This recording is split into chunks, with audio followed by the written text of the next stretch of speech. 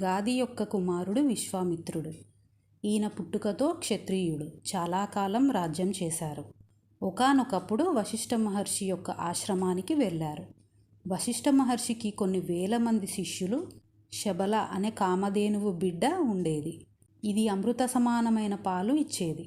దీన్ని యజ్ఞయాగాది పనులకు ఉపయోగించేవారు. విశ్వామిత్ర మహారాజు తన సైన్యాన్ని బయట విడిది చేయించి వశిష్ఠ మహర్షి ఆశ్రమంలోకి వెళ్ళారు. ఇద్దరూ కుశల ప్రశ్నలు అడిగారు. కొద్దిసేపు గడిచాక మహారాజు ఇంకా వెళతా అంటే మహర్షి అన్నారు, మీరు మా అతిథి, మా ఆతిథ్యం తీసుకొని వెళ్ళండి అని శబలని పిలిచి ఇలా అన్నారు. చూసావా శబల, ఇవాళ మన ఇంటికి విశ్వామిత్ర మహారాజు వచ్చారు. వీరికి వీరి సైన్యానికి నువ్వు ఉత్తమమైన విందును ఏర్పాటు చేయాలి. ఎవరెవరికి ఏ ఏ పదార్థాలు ఇష్టమో నువ్వు సృజించి ఇవ్వు. శబల ఏర్పాటు చేసిన ఆహారాన్ని తిని అందరూ మన జీవితంలో ఇంత రుచికరమైన ఆహారం తిన్నామా అని కొన్ని లక్షల మంది సైనికులు అనుకుంటున్నారు. విశ్వామిత్ర మహారాజు ఆశ్చర్యపోయి, ఒక ఆవుకి ఇంత శక్తా? ఇన్ని ఇచ్చిన శబల మహారాజు అయిన నా దగ్గర ఉండాలి అని ఇలా అన్నారు. మహర్షి, నేను నీకు 1,00,000 ఆవులని ఇస్తాను, శబలని నాకు ఇవ్వు. ఇది విన్న మహర్షి నవ్వి, నువ్వు 1,00,000 ఆవులని ఇచ్చినా నేను శబలని ఇవ్వలేను. మహారాజుకి కోపం వచ్చి అన్నారు, ఈ రాజ్యానికి రాజుని నేను. ఇక్కడ ఉండే విలువైన వస్తువులు రాజుకు చెందుతాయి. శబల నాకు చెందుతుంది. అందుకు నేను శబలని తీసుకెళుతా. మహర్షి అన్నారు, రాజు దగ్గర పెట్టుకోవడానికి శబల ఒక వస్తువు కాదు. శబల ద్వారా ప్రతిదినం హవ్యము కవ్యము అంటే దేవతారాధన, పితృదేవతల ఆరాధన ఈ పాలతోనే జరుగుతుంది. నా ప్రాణయాత్ర దీనితో జరుగుతుంది. మహారాజు అన్నారు, 14,000 ఏనుగులు, వాటి మెడలో బంగారు తాడు కలిగి ఉన్నది మరియు 800 బంగారంతో చేయబడిన రథములు, ఒక్కొక్క రథముకు 4 గుర్రాలు అంటే 12,000 గుర్రాలు, 1,000,000 ఆవులు, ఇంకా బంగారం వెండి మీరు ఎంత అంటే అంత ఇస్తాను. మహర్షి అన్నారు, నువ్వు ఎన్నిసార్లు అడిగినా నా సమాధానం ఒక్కటే అని మౌనంగా ఉండిపోయారు. మహారాజుకి కోపం వచ్చి తన సైన్యాన్ని పిలిచి శబల మెడలోని తాడు పట్టుకుని, నువ్వు ఇవ్వడమేమిటి, నేను పుచ్చుకోవడమేమిటి? ఇది రత్నం. దీన్ని ఇన్ని రోజులు ఈయన దగ్గర ఉంచుకున్నాడు. ఇంకా అవసరం లేదు. అడిగా ఇస్తాడని ఎంత అడిగినా బెట్టు చేస్తున్నాడు. తీసుకుపోండి దీన్ని. శబలని బలవంతంగా ఈడ్చుకుని వెళ్తున్నారు. అది ఏడుస్తుంది. మహర్షి కూర్చొని ఉన్నారు. శబల ఏడుస్తూ అనుకుంది, మహారాజు నన్ను ఎత్తుకుపోతున్నాడా లేదా మహర్షి నన్ను వదిలేశారా అని తాడు విడిపించుకొని పరిగెత్తుకుంటూ మహర్షి దగ్గరికి వెళ్ళి ఇలా అడిగింది. గట్టిగా అరిచి, నువ్వు నన్ను విడిచిపెట్టావా? నేను ఏదైనా పొరపాటు చేశానా? మహర్షి అన్నారు, నేను నిన్ను విడిచిపెట్టలేదు. ఆ విశ్వామిత్ర మహారాజు బలవంతంగా తీసుకెళ్తున్నాడు. అయితే నేను నిన్ను ఎందుకు రక్షించడం లేదు అనుకుంటావేమో. అతను ఈ భూమిని పరిపాలిస్తున్నాడు. ధర్మానుసారంగా అతన్ని ఎదిరించకూడదు. అతను తప్పు చేస్తే శిక్షించబడతాడు. అయితే నన్ను నేను రక్షించుకోనా? తప్పకుండా రక్షించుకో అన్నారు. శబల పెద్దగా అరిచింది. శివాయుధరములు కలిగిన పప్లవులు పుట్టారు. మహారాజు యొక్క సైన్యాన్ని నాశనం చేస్తున్నారు. విశ్వామిత్ర మహారాజు కోపంతో పప్లవులని చంపుతున్నాడు. శబల యవనులు, కాంబోజులు, పప్లవులని, శకులని, హరీతులు, కిరాతకులని పుట్టించింది. రాజు యొక్క సైన్యం మొత్తం క్షణంలో నాశనమయ్యింది. విశ్వామిత్ర మహారాజు దీనంగా ఉండిపోయారు.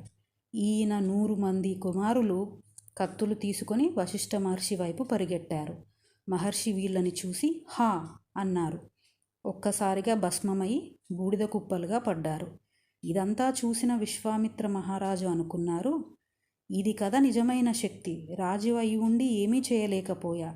తపశ్శక్తితో హా అంటే నా బిడ్డలు చనిపోయారు. ఒక ఆవు నా కోట్ల సైన్యాన్ని నాశనం చేసింది. నా శక్తి కన్నా ఈ తపశ్శక్తి గొప్పది. ఈ మహర్షిని నాశనం చేయాలి అంటే నేను తపశ్శక్తిని సాధించాలి అని ఇంటికి వెళ్ళాడు. ఒక కొడుకు మిగిలాడు. అతనికి రాజ్యం అప్పజెప్పి తను హిమాలయ పర్వతంకి వెళ్ళాడు. ఘోరాతి ఘోరమైన తపస్సు చేశాడు శివుడి కోసం.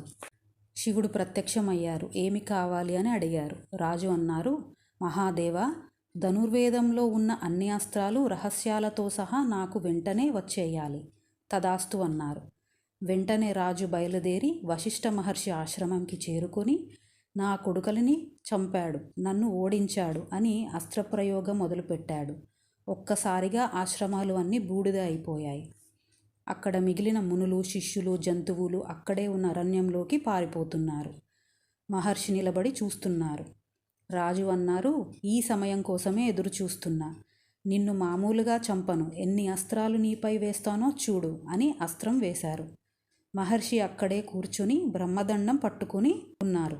ఆ అస్త్రం బ్రహ్మదండంలోకి వెళ్ళిపోయింది. రాజుకి ఇంకా కోపం వచ్చి మిగిలిన అస్త్రాలు ఉపయోగించాడు. అన్నీ బ్రహ్మదండంలోకి వెళ్ళిపోయాయి. చివరికి బ్రహ్మాస్త్రం ఉపయోగించారు, అది వెళ్ళిపోయింది.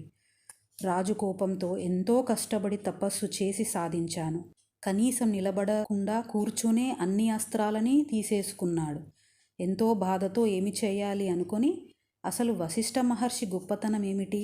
అతను బ్రహ్మర్షి, నేను బ్రహ్మర్షి అవ్వాలి అని బయలుదేరి దక్షిణ దిక్కుకి తన పెద్ద భార్యని తీసుకుని వెళ్ళి ఘోరమైన తపస్సు బ్రహ్మ కోసం చేశారు. ఈ సమయంలో ఈయనకి 4 కుమారులు కూడా పుట్టారు. నియమాలు పాటిస్తూ తపస్సు చేశారు. బ్రహ్మగారు ప్రత్యక్షమయ్యారు. నువ్వు చేసిన తపస్సు వల్ల ఈ రోజు నుంచి రాజర్షివి అయ్యావు. విశ్వామిత్రుడు బాధతో అనుకున్నారు, ఎన్ని సంవత్సరాలు తపస్సు చేస్తే రాజర్షి అయ్యాను, ఇంకా ఋషి అవ్వాలి, తర్వాత మహర్షి, తర్వాత బ్రహ్మర్షి అని అనుకున్నారు. ఈ కాలంలోనే ఇక్ష్వాకు వంశం నుంచి త్రిశంకు అనే రాజు ఉండేవారు. ఆయనకి ఒక విచిత్ర ఆలోచన వచ్చింది. తను తన శరీరంతోనే స్వర్గానికి వెళ్ళాలి, అందుకు ఏదైనా యాగం ఉంటే చెప్పమని తన కుల గురువు అయిన వశిష్ఠ మహర్షిని అడిగారు. మహర్షి అన్నారు, నువ్వు ఎంత మహారాజు అయినా సరే ధర్మశాస్త్రం ప్రకారం మరణం తర్వాత శరీరం ఈ మట్టిలోనే కలుస్తుంది. ఇలాంటి యాగాలు కుదరవు. త్రిశంకు వశిష్ఠ మహర్షి యొక్క 100 కొడుకుల దగ్గరికి వెళ్ళి అడిగారు. వాళ్ళు అన్నారు, మా నాన్నగారు చేయరు అన్నప్పుడు మేము ఎలా చేస్తాం? శాస్త్రంలో ఇలాంటివి లేవు. రాజు అన్నాడు, అయితే నేను ఇంకో మహర్షిని వెతుక్కుంటా అన్నారు. వాళ్ళందరూ నువ్వు చండాలుడివి అవుగాక అని శాపమిచ్చారు. రాజు భయంకరంగా అయ్యాడు. ఈయన విశ్వామిత్రుని దగ్గరికి వెళ్ళి విషయమంతా చెప్పి రక్షించమని అడిగారు. వశిష్ఠ మహర్షి పేరు వినగానే విశ్వామిత్ర అన్నారు, నేను పంపుతా అని తన శిష్యులని పిలిచి బ్రహ్మాండమంతా తిరిగి బ్రాహ్మణులని, ఋషులని తీసుకురండి. వాళ్ళకి చెప్పండి, విశ్వామిత్ర రాజర్షి త్రిశంకుని తన శరీరంతో స్వర్గానికి పంపుతున్నాడు అని. వశిష్ఠ మహర్షి యొక్క కొడుకులు మరియు మహోదయుడు అనే బ్రాహ్మణుడు తప్ప అందరూ వచ్చారు. విశ్వామిత్ర రాజర్షి తన చేతిలో నీళ్లు తీసుకొని వశిష్ఠ మహర్షి యొక్క కుమారులు మరియు మహోదయుడిని భస్మం అవుగాక అని శపించారు. వీళ్ళు వచ్చే 700 జన్మలు కుక్క మాంసం తింటూ బతుకుతారు అని శపించారు. కోపం వల్ల రాజర్షి యొక్క తపశక్తి కొంతవరకు తగ్గింది.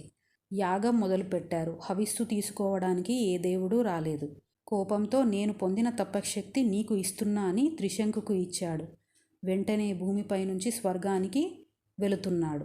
స్వర్గంలో ఇంద్రుడు సభలో అందరితో ఉన్నాడు. త్రిశంకు వస్తున్నది తెలుసుకొని, నువ్వు శరీరంతో స్వర్గానికి రాలేవు, పుణ్యమూ చేయలేదు, శాపం పొంది ఉన్నావు కనుక తలకిందుల నేలపై పడు అని అన్నాడు. అలా నేలపై పడుతుంటే విశ్వామిత్ర రాజర్షి మధ్యలో ఆపి తనకి ఉన్న మిగిలిన తపశక్తితో దక్షిణ దిక్కున ఇంకో స్వర్గాన్ని సృష్టించాడు. సప్తర్షులని సృష్టించాడు.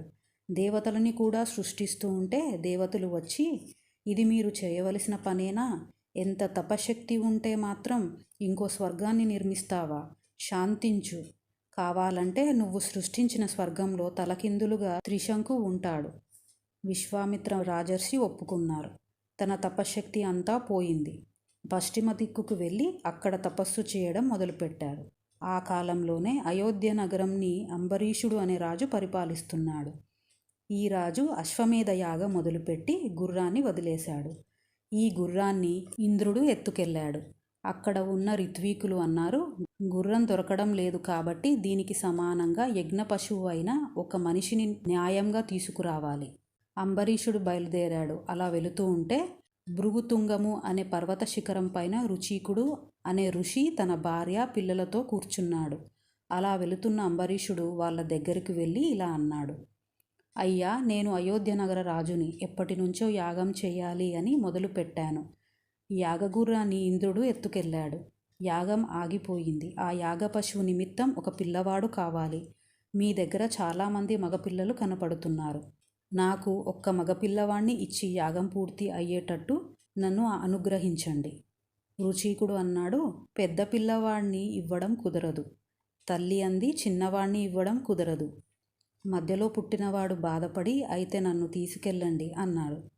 అంబరీషుడు 1,00,000 ఆవులు ఇచ్చి పిల్లవాడిని తీసుకెళ్ళాడు.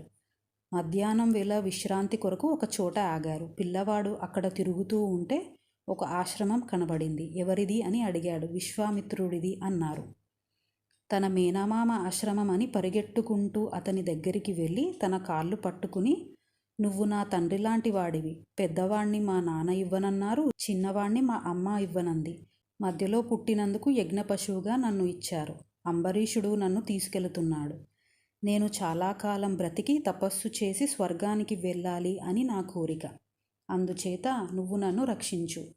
విశ్వామిత్రుడు అన్నాడు, నిన్ను నేను రక్షిస్తా అని తన పిల్లలని పిలిచి, తండ్రి మాట విని తండ్రి చెప్పిన పని చేయటమే కొడుకు యొక్క ధర్మం.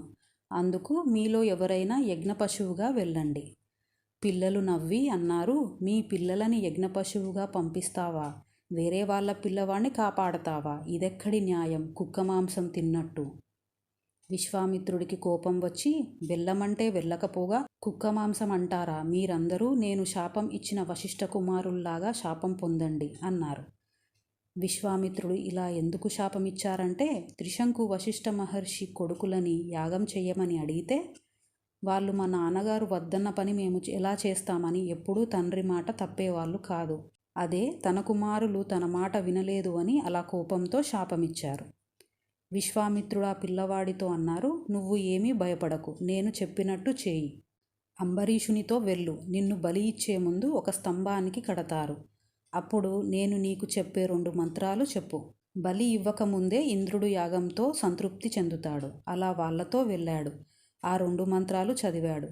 ఇంద్రుడు ప్రసన్నమై వచ్చి, ఈ పిల్లవాడు చెప్పిన మంత్రాల వలన నేను సంతృప్తి చెందాను. కాబట్టి యాగ పశువు మీరు ఇవ్వనక్కరలేదు. నేను మీకు 1,000,000 రెట్ల ఫలితాన్ని ఇచ్చేస్తున్నా అని ఆ పిల్లవాడికి దీర్ఘాయువు కూడా ఇచ్చాడు. విశ్వామిత్రుడు తన కుమారులకి శాపం ఇవ్వడం వలన తపశ్శక్తి అంతా పోయింది.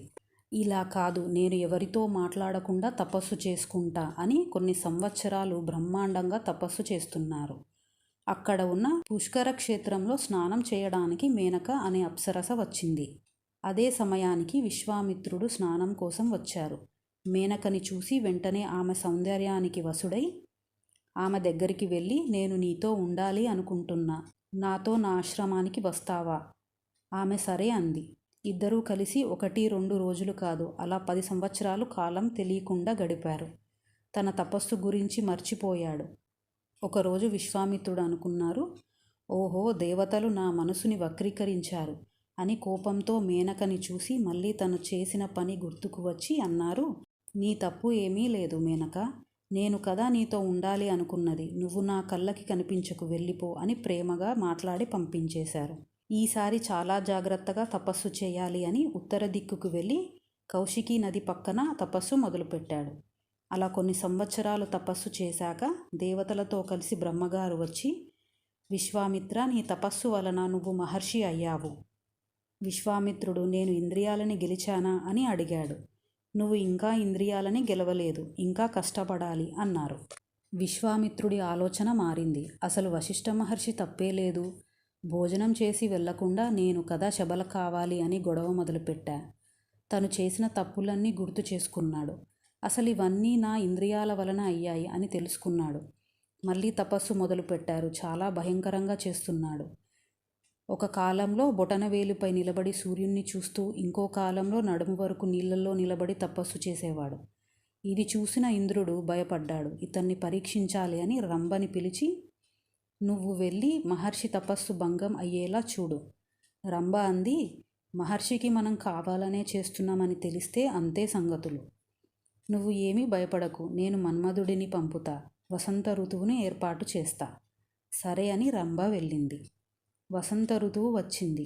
మహర్షి చూశారు. ఆయనకి అనుమానం వచ్చింది. ఇది వసంత ఋతువు కాదు కదా, కోయిల కూస్తుంది, ఏవో పాటలు వినబడుతున్నాయి. ఇదివరకు ఇవన్నీ లేవు కదా అని రంభని కోపంగా చూసి, ఇంద్రుడు చేసిన పని అని కోపంతో 10,000 సంవత్సరాలు రాయి అయిపో అని రంభని శపించాడు. మళ్ళీ తపస్సు పోయింది.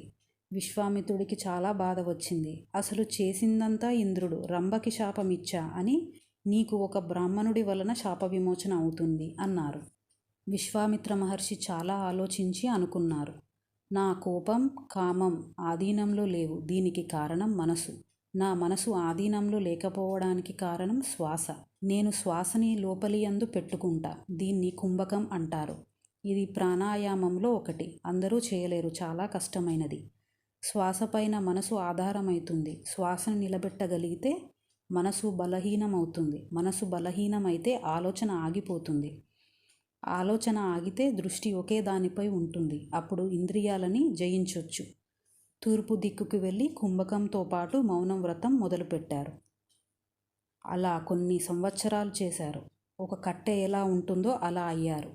ఒకరోజు అన్నం తిందామని తినబోతుంటే ఇంద్రుడు బ్రాహ్మణ వేషంలో వచ్చి, అయ్యా, నాకు చాలా ఆకలిగా ఉంది, అన్నం పెడతారా అన్నారు.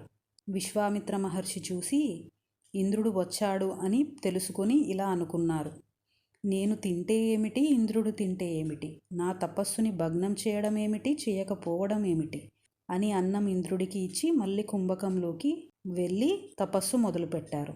అలా కూర్చునేసరికి తన బ్రహ్మస్థానం తల నుంచి పొగ బయటకి వచ్చి సమస్త లోకాలు నిండిపోయింది. అంతటా పరబ్రహ్మం కనిపించే స్థితికి చేరుకున్నారు. దేవతలతో కలిసి బ్రహ్మగారు వచ్చి, కౌశిక, స్వాగతం బ్రహ్మర్షి అని అన్నారు. ఏమి తపస్సు చేశావు, అద్భుతం అని. దీర్ఘాయువు, వేదాలు చెప్పడానికి, యజ్ఞాలు చేయడానికి నీకు ఓంకారత్వం ఇస్తున్నా అన్నారు. విశ్వామిత్రుడు అన్నారు, నేను వశిష్ఠ మహర్షి వల్ల తపస్సు మొదలుపెట్టా. ఆయన అనుగ్రహం వలన బ్రహ్మర్షి అయ్యా. ఆ వశిష్ఠ మహర్షి నన్ను బ్రహ్మర్షి అంటే పొంగిపోతా. ఒక్కసారి ఆయన దర్శనం చేయించండి. అందరూ వశిష్ఠ మహర్షి దగ్గరికి వెళ్ళి విషయం చెప్పి తీసుకొచ్చారు.